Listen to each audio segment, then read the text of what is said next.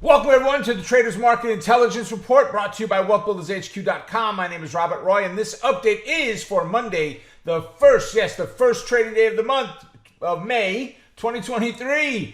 Man, what a day it was. Look at the VIX. What a great move to the downside. It's about $16 right now. So we're in yellow zone, which is low. We're on the higher end of that, so a rank of 3. Just phenomenal looking VIX right now. For buyers, man, you are in the right place at the right time. When it comes to the S&P 500, let's go take a look at what the heck happened here today. Out of the blue, we rocked to the upside. We closed at 41.69.55. If you look to the left, look left. If you look to the left, you see 41.69.48. That was our recent swing high. Now this doesn't replace a swing high. It's a recent high, but not a swing high. We don't have a lower high yet to call today a swing high day. But overall, it's doing what we wanted to. We pressed right up to that 41.69. This morning I said we had to look for that 41.44.59 level.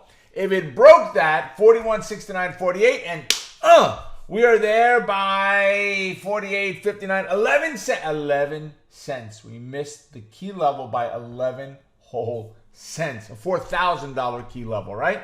So where are we looking at then for today? Let's go look at the intraday moves and see how the market did on the intraday. So here we're looking at a 5-minute chart of the day. Let me grab a pen or a pencil, whatever you want to call it. We had a quick little gap down today, a nice move up. First reversal, second reversal moved up in there. We went into lunchtime and kind of went sideways. We drifted off after lunch. We got a little pop right into the very end to close on the high of the day. I mean, look at the last 5-minute candle, folks. They were trying, they're fighting, they're pushing for that 41.81. Couldn't quite get there, but that's okay. I am very pleased with where this chart is sitting right now. If we go and look at a weekly chart on the S&P 500, right, we are still in that sideways mode. Yes, we're out of the blue rectangle, our blue zone, that rectangle there. But we have been up to that 41.81 multiple times before. So we're back in that range again. The breakout, the retest, and the bounce, that is the key of what we're looking for.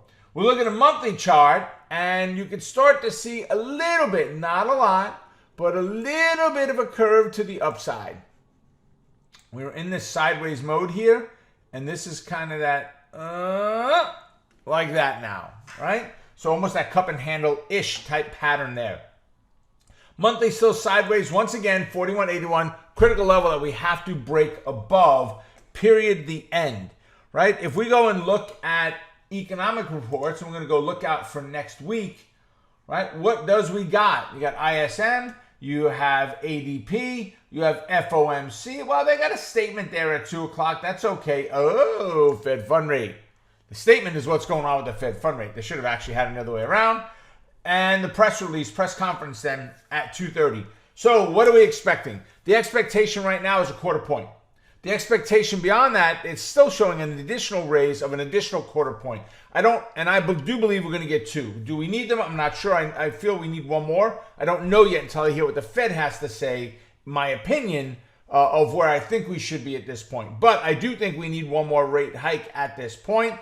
This one that's coming up, or whether we need it or not really doesn't matter. I think the Fed's going to do one more rate hike.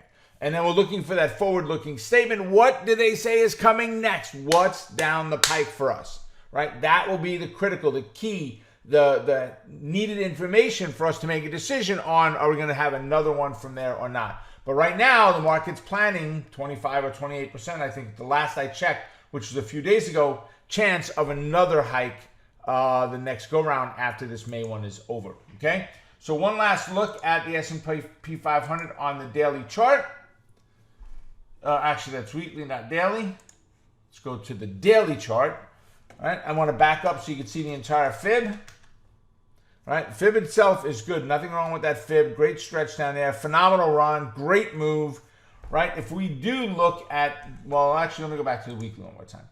We do look at the weekly, you can see we were all the way up here at 48.15 or so, and we're sitting at 4,200 right now. So we've got 600 or 700 point move yet to the upside just to get to the recent highs that we have had. It's actually all-time highs on top of that. So what are we looking at? To the downside, 41.45 is our downside target. This 41.69.48 is pretty much gone at this point. It doesn't exist. I'll take it off when we do power option plays this week so I can explain why it's coming off. But it doesn't belong there any longer. Period. The end. It's done. Right? We hit it. We don't need that line any longer. 41.81 on the upside is the first target. 41.95 is the next target. That is the top of our fib line. We need to press back into that fib. And it's very simple, folks. I mean, this is not a hard concept whatsoever. Break above 41.95.44, pull back, bounce. That's what I'm looking for. If it doesn't move up and it fails or pushes into the 41.81 and fails, we're looking for the downside. Then that 41.45 and that 40.94 are the two downside targets. There you have it, ladies and gentlemen. Listen, make sure you go over to tradinglikeaboss.com. Check out all the free resources that we have up there. And with that, make it a profitable day. Stay focused on the quest to becoming a great trader. Keep crushing it. And remember, you're just one trade away. Take care, everybody. I will see you at our next update. Bye for now.